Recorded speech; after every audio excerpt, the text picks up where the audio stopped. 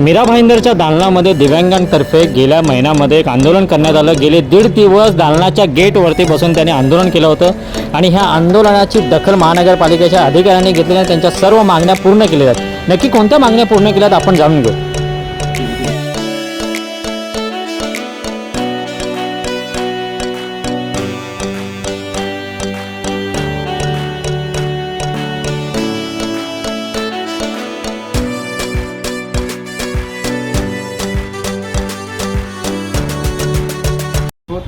प्रहार दिव्यांग क्रांती संघटना महाराष्ट्र राज्याचा संपर्क प्रमुख। मीरा भाईंदर शहरामध्ये दिव्यांगांच्या मागण्यासाठी गेली 7 वर्ष 2017 पासून आम्ही काही मागण्यासाठी दिव्यांगांच्या हिताच्या रोजगारासाठी काही मागण्या आम्ही घेऊन महानगरपालिकेमध्ये बरीच आंदोलनं केली, परंतु त्या मागण्या आतापर्यंत पूर्ण झालेल्या नव्हत्या।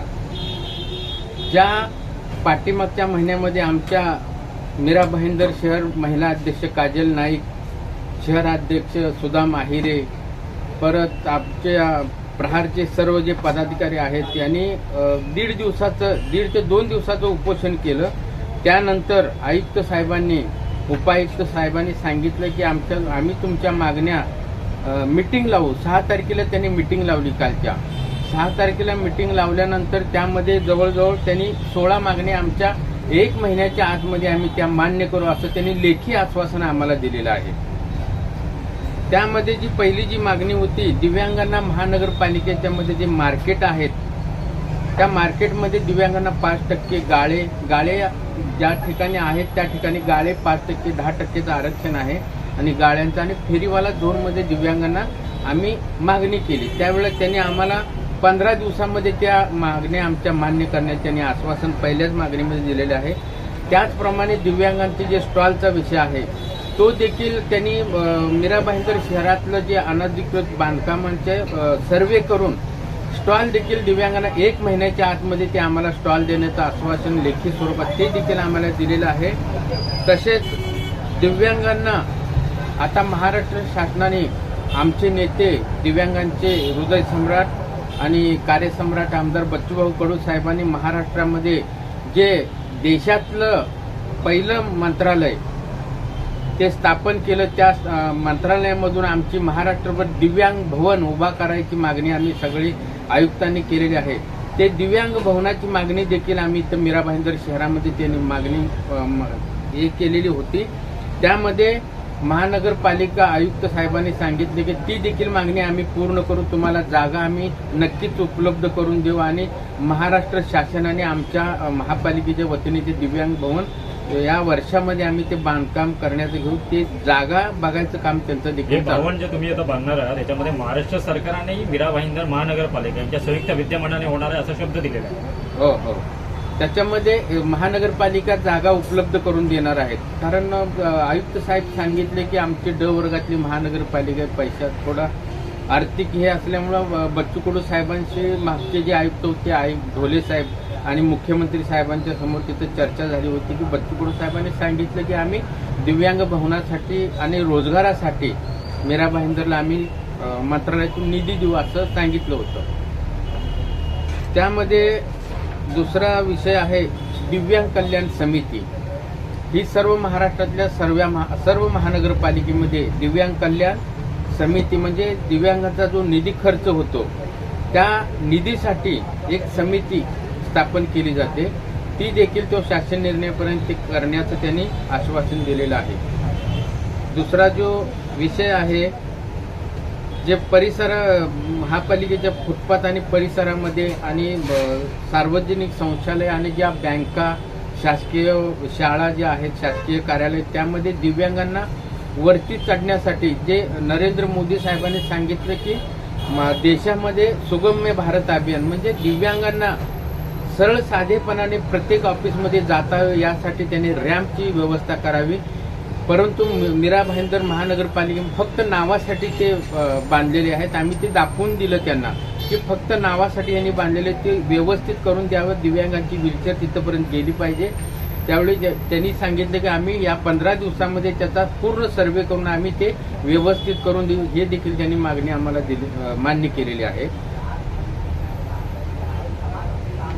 त्यामध्ये दुसरा विषय होता की जे दिव्यांगचे मुलं आहेत, दिव्यांगांचे पालक आणि पाल्य यांना महानगरपालिकेतल्या शाळेमध्ये आणि ज्या गव्हर्नमेंटच्या खाजगी शाळा आहेत त्यामध्ये दिव्यांगांना 50% फी माफ करावी आणि जी समिती असते शालेय समिती त्यामध्ये एक शासन निर्णय आहे दिव्यांगांच्या पाल्यांना म्हणजे त्यांच्या वडिलांना किंवा आईला त्या समितीमध्ये घ्यावा अशी एक GR आहे.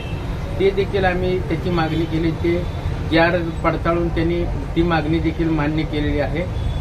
आता यामध्ये पुढील ज्या काही मागण्या आहेत त्यांनी कट करा.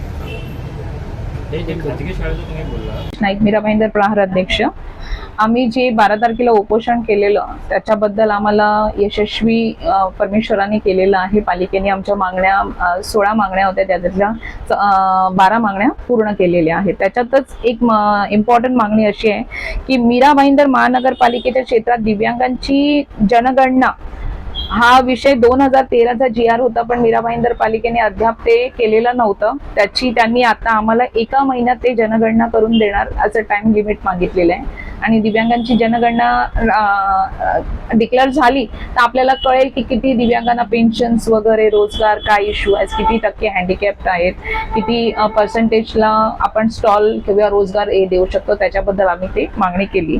आणि त्यानंतर मग दुसरी मागणी आहे मीरा भाईंदर महानगरपालिकेमध्ये घरं 17 दिव्यांगांना पालिकेने घरं दिलेली आहेत. ते घरं अद्याप त्यांच्या नावावर केलेली नाहीये, तर ती घरं त्यांच्या नावावर होणार आहेत. आणि ठाणे महानगरपालिकेने जसे 350 घरं दिलेली आहेत, मुंबई महानगरपालिकेने 5 घरांची बैठक झालेली, त्याप्रमाणे मीरा भाईंदर महानगरपालिका आरक्षण क्रमांक 300 येथून विस्थापित होणाऱ्या दिव्यांग नागरिकांना घरे देण्याबाबत नसती आयुक्त यांच्याकडे सादर करण्यात येईल 15 दिवसात. ते आहे. आणि दुसरा, दिव्यांग ना जे आता सध्या 1 ते 6 प्रभाग आहेत आपल्याकडे, दिव्यांगांना भाईंदर वेस्टला आपल्या मुख्य भवनामध्ये जायला त्रास होतो, गाडी भाड्याचा खर्च होतो. ती मागणी आम्ही त्यांच्याकडे केली की दिव्यांगांसाठी प्रभाग निहाय त्यांच्या तक्रार दाखल करून घेतल्या पाहिजे, कारण त्यांना येथे मुख्यालयात तक्रार देण्यासाठी यावे लागते, त्यावर निर्णय घेणे. त्याच्यावर महानगरपालिकेने उत्तर दिले आहे, दिव्यांगांनी एखादी तक्रार येथे मुख्यालयामध्ये न घेता प्रभाग कार्यालयात दिली तरी चालेल, ते संबंधित विभागाला वर्ग करतील. त्याबाबत संबंधित अधिकारी यांनी लेखी आदेश सर्व प्रभाग अधिकाऱ्यांना द्यावे. याच्यापुढे कुठल्याही दिव्यांगांना जर समस्या घेऊन जायचं असेल तर त्यांनी जायची गरज नाही, त्यांनी आपापल्या प्रभागामध्ये 1 ते 6 मध्ये कोणत्याही प्रभागामध्ये द्यायचंय. आणि तो आदेश आंदोलन आता केला होता, त्या आंदोलनामध्ये एक तुम्ही सांगितलं होतं एक अधिकारी आहे ते तुम्हाला व्यवस्थित वागणूक देत नाही, पवार म्हणून मॅडम आहेत, त्यांच्याबद्दल काय चर्चा झाली का?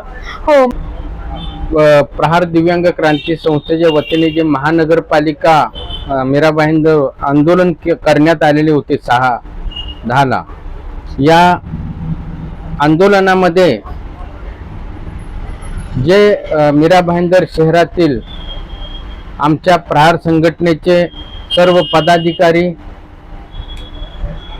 काजल नाईक मॅडम, सुधा माहिरे, संजय सावंत, कामगार संघटना, शबनम खान, समीर साळवी, रमेश मस्के अशा सर्व दिव्यांग बांधवांनी आम्हाला सातत्याने पाठपुराव्यासाठी त्यांनी रात्रंदिवस या मागणीसाठी त्यांनी आम्हाला पाठिंबा दिला. आणि तसेच मीरा भाईंदर शहरातील जे पत्रकार बंधू आहेत, जे लोकशाहीचा 4था स्तंभ मानला जातो, त्यांनी देखील आमच्या मागण्यासाठी खूप त्यांनी आमचा प्रश्न उचलून धरला. त्यामुळे महानगरपालिकेला पण कळालं की हे दिव्यांगांचा विषय खूप मोठा आहे. त्यामुळं जे संजय काटकर साहेबांनी हा विषय आमचा 6 तारखेला या माध्यमातून सोडवला.